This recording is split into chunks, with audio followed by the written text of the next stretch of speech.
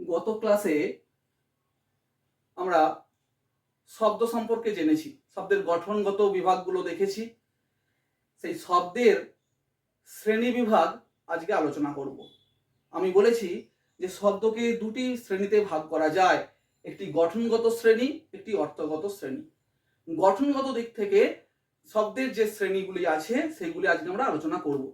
চলো আমরা দেখি গঠনগত দিক থেকে শ্রেণীগুলো কেমন। তোমরা একটু বোর্ডের দিকে তাকাও। দেখো, গঠনগত দিক থেকে শ্রেণীকে দুটি ভাগে ভাগ করা যায়। প্রথম শ্রেণী হচ্ছে মৌলিক শব্দ। এই মৌলিক শব্দের আরেক নাম হচ্ছে স্বয়ংসিদ্ধ শব্দ। স্বয়ংসিদ্ধ শব্দ কেন কেন আমরা স্বয়ংসিদ্ধ বলবো না? এই শব্দকে বিশ্লেষণ করলে এর কোনো ভাগ পাবো না। ধরো আমি মা শব্দটাকে বিশ্লেষণ করছি, এই মা শব্দটাকে ভাঙতে পারবো না। তাই যে শব্দকে বিশ্লেষণ করা যায় না বা ভাঙা যায় না সেই শব্দগুলিকে আমরা বলবো মৌলিক শব্দ। যেমন মা, নাক, কান ইত্যাদি। এই শব্দগুলো সব হচ্ছে মৌলিক শব্দ। তাই এরা হচ্ছে স্বয়ংসিদ্ধ শব্দ, অর্থাৎ এই শব্দকে বিশ্লেষণ করা যায় না বা ভাঙা যায় না। বুঝতে পেরেছো? চলো আমরা দ্বিতীয় শ্রেণীটা দেখি। আমরা মৌলিক শব্দ সম্পর্কে জানলাম। শব্দের গঠনগত দিক থেকে শব্দের আরেকটি প্রকার আছে, তার নাম হচ্ছে সাধিত শব্দ। এই সাধিত শব্দ তৈরি হয় দুটি ভাবে। আমরা প্রথমে উদাহরণ নিই, যেমন কর্তব্য শব্দটি। এই শব্দটা কিভাবে তৈরি হয়েছে না, কৃ ধাতু যুক্ত তব্য প্রত্যয় যোগ করে। আমরা সপ্তম শ্রেণীতে প্রত্যয় আমাদের আছে, আমরা শিখছি বা কেউ কেউ শিখে ফেলেছো ইতিমধ্যে। তারা একটু মনে করে দেখো, নিশ্চয়ই তোমাদের মনে পড়ে যাবে সবকিছু। দেখো, এই প্রথম অংশটা হচ্ছে মূল অংশ। এই মূল অংশকে আমরা বলবো প্রকৃতি। এই মূল অংশ অর্থাৎ প্রকৃতি শব্দ হবে অথবা ধাতু হবে, কখনো শব্দ কখনো ধাতু। তব্য অর্থাৎ এটা হচ্ছে অতিরিক্ত অংশ, এই অতিরিক্ত অংশটা হচ্ছে প্রত্যয়। এই দুয়ে মিলে আমাদের চ্যাপ্টারটার নাম হচ্ছে প্রকৃতি প্রত্যয়।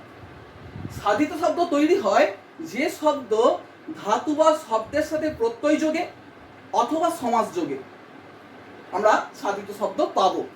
আমরা প্রত্যয় যোগে শব্দ দেখলাম, চলো আমরা একটা সমাস যোগে শব্দ দেখে নিই।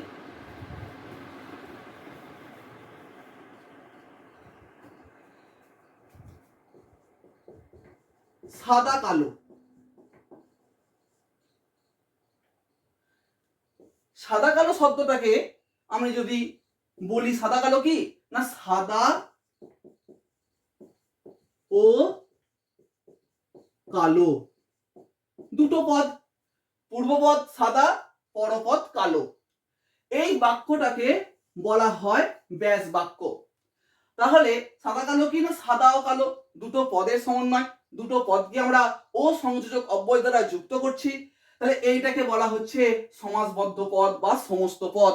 তাহলে সাদা কালো শব্দটা একটি সাধিত শব্দ। সাধিত শব্দ কিভাবে হলো না, সমাস যোগে হলো, সমাসবদ্ধ ভাবে হলো। তাহলে আমরা অনায়াসে সংজ্ঞাটায় আসতে পারি, যে শব্দ তৈরি হয় ধাতু বা শব্দের সঙ্গে প্রত্যয় যোগে এবং সমাস যোগে, এই দুটো যোগে আমরা সাধিত শব্দ পাবো।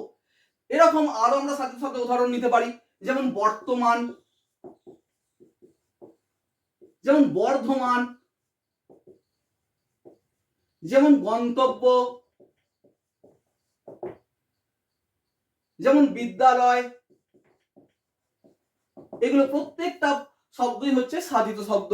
কখনো হচ্ছে প্রত্যয় যোগে ধাতু বা শব্দের সাথে প্রত্যয় যোগে, কখনো বা হচ্ছে সমাস যোগে। অতএব ফের তোমরা একটুখানি অনুসরণ করে নাও, মনে মনে ঠিক দেখে নাও যে সাধিত শব্দ দুভাবে হচ্ছে, একটি ধাতু বা শব্দের সঙ্গে প্রত্যয় যোগে আর একটি সমাস যোগে। আশা করি তোমরা বুঝতে পেরেছো। যদি না বুঝতে পারো, কোথাও যদি কিছু অসুবিধা থাকে, তোমরা কমেন্টের মাধ্যমে জানাও। আমি প্রত্যেকের কমেন্ট দেখে যথাযথ উত্তর দিয়ে বোঝানোর চেষ্টা করব। তোমরা আমার সঙ্গে থেকো, আমার চ্যানেলকে তোমরা সাবস্ক্রাইব করো, আমাকে এগিয়ে যাওয়ার রসদ যোগাও। তোমরাই আমার শক্তি, তোমরা আমার পাশে থেকো। আগামী দিনে ব্যাকরণের প্রতিটি চ্যাপ্টার আমি আলোচনা করার চেষ্টা করব।